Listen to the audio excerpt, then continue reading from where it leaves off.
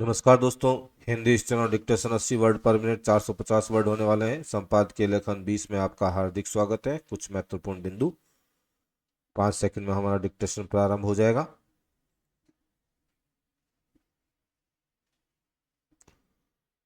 Start. यह अच्छा तो है कि केंद्रीय जल शक्ति मंत्रालय यमुना को स्वच्छ करने के लिए एक नई योजना की रूपरेखा बना रहा है, लेकिन क्या ऐसी योजना तैयार करने के लिए दिल्ली में सत्ता परिवर्तन की प्रतीक्षा की जा रही थी? ऐसी कोई योजना तो पहले भी बनाई जा सकती थी। Para change. प्रश्न यह है कि ऐसा क्यों नहीं किया गया? क्या यमुना को स्वच्छ करना केंद्र सरकार की भी जिम्मेदारी नहीं थी?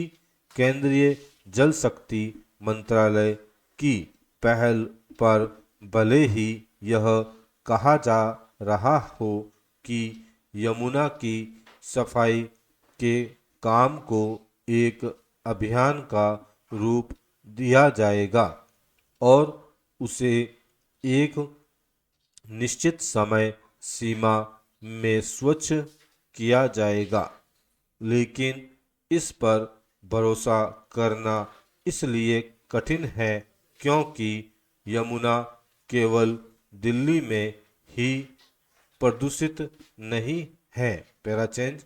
दिल्ली में प्रवेश करने के पहले ही वह प्रदूषित होनी शुरू हो जाती है।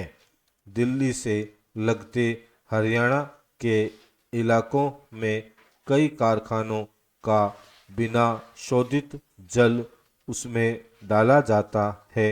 आखिर हरियाणा सरकार अपनी सीमा में यमुना को प्रदूषित होने से बचाने के अपेक्षित उपाय क्यों नहीं कर सकी?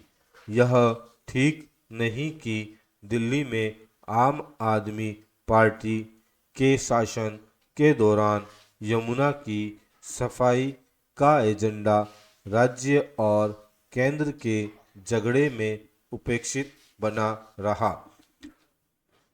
नदियों को साफ स्वच्छ करने को दलगत राजनीति का प्रश्न नहीं बनाया जाना चाहिए, इसलिए और भी नहीं क्योंकि अपने देश में अधिकांश नदियां बुरी तरह प्रदूषित है।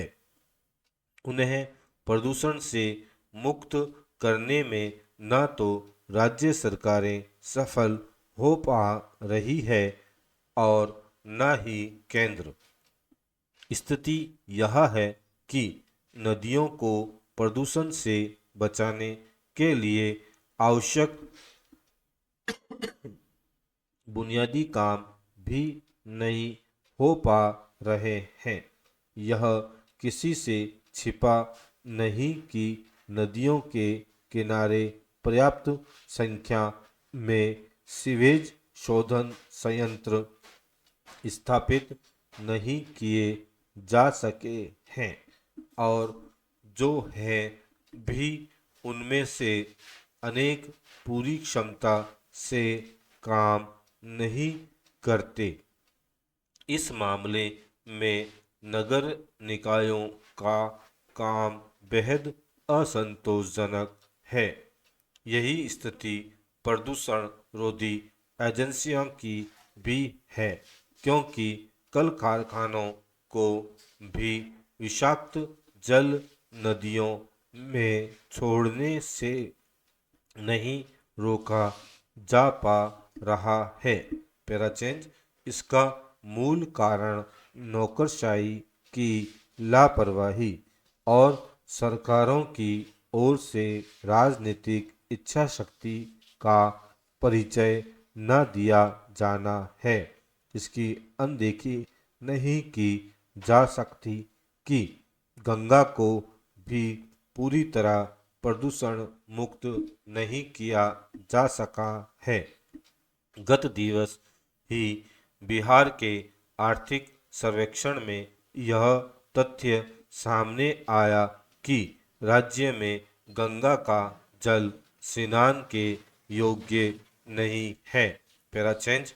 जब देश की सबसे प्रमुख नदी की यह स्थिति है तो इसका अनुमान लगाया जा सकता है कि अन्य नदियों का क्या हाल होगा।